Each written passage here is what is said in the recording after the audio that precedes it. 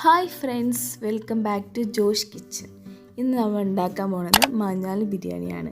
മാഞ്ഞാലി ബിരിയാണിക്ക് നമ്മൾ റൈസും മസാലയും ഒക്കെ സെപ്പറേറ്റ് ആയിട്ടാണ് ഉണ്ടാക്കുന്നത്.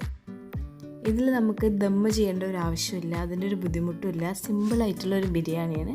ഇത് നമുക്ക് എങ്ങനെ ഉണ്ടാക്കേണ്ടത് നമുക്കൊന്ന് നോക്കാം. ഇവിടെ നമ്മളൊരു 1/2 kg ചിക്കനാണ് എടുത്തിരിക്കുന്നത്. അതിലോട്ട് നമുക്കൊരു 1/2 സ്പൂൺ മഞ്ഞൾപ്പൊടി, ഒരു വലിയ സ്പൂൺ മുളക് പൊടി, ആവശ്യത്തിന് ഉപ്പും, പിന്നെ നമുക്കൊരു നാരങ്ങ കൂടി പിഴിഞ്ഞ് ഇത് നന്നായിട്ടൊന്ന് നമുക്ക് മിക്സ് ചെയ്ത് എടുക്കണം. നമ്മളിത് മിക്സ് ചെയ്ത് വെച്ചിട്ട് അരമണിക്കൂറായിട്ടുണ്ട്. ഇനി നമുക്ക് അല്പം എണ്ണ ഒഴിച്ചിട്ട് ഈ കുക്കറിൽ തന്നെ നമുക്ക് വേവിച്ചെടുക്കണം. ജസ്റ്റ് ഒന്ന് മിക്സ് ചെയ്ത് കൊടുത്തിട്ട് നമുക്കിതൊന്ന് അടച്ചു വയ്ക്കാം. ഇനി ഒരു വിസിൽ വരെ നമുക്ക് വെയിറ്റ് ചെയ്യാം. അപ്പോൾ വിസിൽ വന്നിട്ടുണ്ട്. അപ്പോൾ ഇനി നമുക്ക് തുറക്കാം. ഇനി നമുക്ക് ചിക്കൻ ഒന്ന് ഫ്രൈ ചെയ്തെടുക്കാനുണ്ട്. നമുക്ക് ചൂടായ എണ്ണയിലോട്ട് ഈ ഓരോ പീസും ഇട്ട് കൊടുക്കാം. ഇനി ജസ്റ്റ് ഒന്ന് 2 സൈഡ് നമുക്ക് ഫ്രൈ ചെയ്തെടുക്കാം. ഇത് നമ്മൾ നേരത്തെ ചിക്കൻ വേവിച്ച ചിക്കൻ്റെ വെള്ളമാണ്. അത് നമ്മൾ കളയരുത്. നമുക്കിത് ഇനി കറിയിലോട്ട് ആവശ്യമുണ്ട്. അപ്പോൾ നമ്മുടെ ചിക്കനൊക്കെ ഫ്രൈ ആയിട്ടുണ്ട്. നമുക്കിനി വേറൊരു ബൗളിലേക്ക് മാറ്റാം. നമ്മൾ ഈ എണ്ണയിൽ തന്നെയാണ് ചിക്കനിൻ്റെ മസാല തയ്യാറാക്കുന്നത്.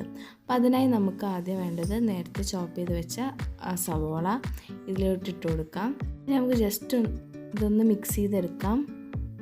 പിന്നെ നമുക്ക് ആവശ്യത്തിനുള്ള ഉപ്പും കൂടി ചേർത്ത് ഇതൊന്ന് സോട്ട് ചെയ്തെടുക്കാം. സവോള നല്ലപോലെ ഒന്ന് സോട്ടായിട്ട് വരണം. അതിനുശേഷം നമുക്കിതിലോട്ട് പച്ചമുളകും ചതച്ച് വെച്ച ഇഞ്ചി വെളുത്തുള്ളി പേസ്റ്റും കൂടി നമുക്കിതിലോട്ട് ഇട്ട് കൊടുത്തിട്ട് നല്ലപോലെ ഒന്ന് മിക്സ് ചെയ്ത് എടുക്കാം.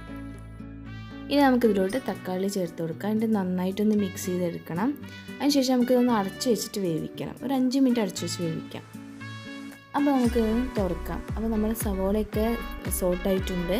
ഇനി നമുക്കതിലോട്ട് 1/2 സ്പൂൺ മഞ്ഞൾപ്പൊടി, ഒരു വലിയ സ്പൂൺ മുളക് പൊടി, പിന്നെ 2 സ്പൂൺ മല്ലിപ്പൊടിയും കൂടി ചേർത്ത് നമുക്ക് നന്നായിട്ടൊന്ന് മിക്സ് ചെയ്തെടുക്കാം. നല്ലപോലെ ഇതിൻ്റെ പച്ചമണമൊക്കെ മാറുന്ന വരെ ഒന്ന് നമുക്ക് ഇളക്കി കൊടുക്കണം. അപ്പോൾ നമ്മുടെ പച്ചമണമൊക്കെ മാറിയിട്ടുണ്ട്. ഇനി ഇതിലോട്ട് നമുക്ക് നേരത്തെ എടുത്ത് വെച്ച ചിക്കൻ്റെ ആ സ്റ്റോക്ക് നമുക്ക് ഇതിലോട്ട് ഒഴിച്ചു കൊടുക്കാം. പിന്നെ നമുക്കിതിലോട്ട് ആവശ്യത്തിനുള്ള വെള്ളം കൂടി ഒഴിച്ചിട്ട് നമുക്കിത് നല്ലപോലെ ഒന്ന് മിക്സ് ചെയ്തെടുക്കാം.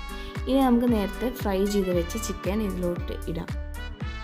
ഇനി നമുക്കിതൊന്ന് നല്ലപോലെ ഒന്ന് മിക്സ് ചെയ്തെടുക്കാം. തുറന്ന് വെച്ചിട്ട് നമുക്കൊരു മീഡിയം ഫ്ലെയിമിൽ ഈ വെള്ളം വറ്റണ വരെ നമുക്കിതൊന്ന് വേവിക്കാം.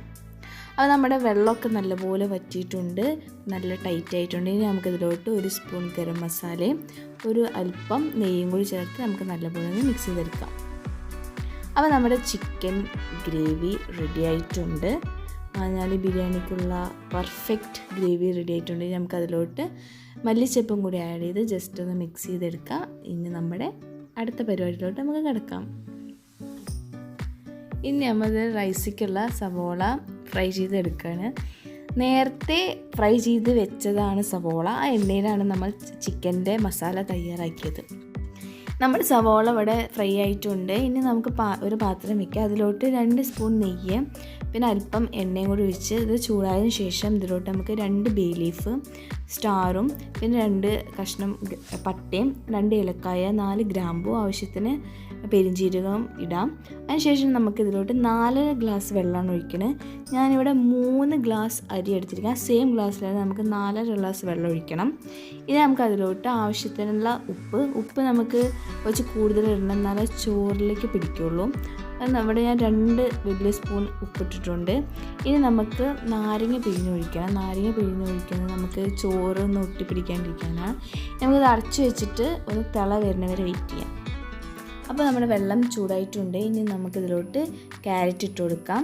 പിന്നെ നമ്മൾ നേരത്തെ അരി 20 മിനിറ്റ് കുതിർത്ത് വെച്ചിട്ടുണ്ട്. അത് നമ്മൾ ഊറ്റിയെടുത്ത് നമുക്ക് ഇനി ഇതിലോട്ട് ഇട്ട് കൊടുക്കാം. അതിനുശേഷം നമുക്ക് നന്നായിട്ടൊന്ന് മിക്സ് ചെയ്തെടുക്കണം. ഇനി നമുക്കിത് അടച്ചു വെച്ചിട്ട് വേവിക്കുക. ലോ ഫ്ലെയിമിൽ വെക്കണം കേട്ടോ, അത് മറക്കണ്ട. അല്ലെങ്കിൽ വെള്ളമൊക്കെ പെട്ടെന്ന് വറ്റി അരിയൊക്കെ അടി പിടിക്കാൻ ചാൻസ് ഉണ്ട്. അപ്പോൾ നമുക്ക് ലോ ഫ്ലെയിമിൽ വെച്ചിട്ട് ഇത് നമുക്ക് വേവിച്ചെടുക്കാം. അപ്പോൾ നമ്മുടെ റൈസ് ഇവിടെ 90% ആയി വന്നിട്ടുണ്ട്. ഇനി നമുക്കിതൊന്ന് അടിയോടെ ഒന്ന് ഇളക്കി കൊടുക്കണം, അല്ലെങ്കിൽ ഇത് റൈസ് അടിയെ പിടിക്കാൻ ചാൻസ് ഉണ്ട്.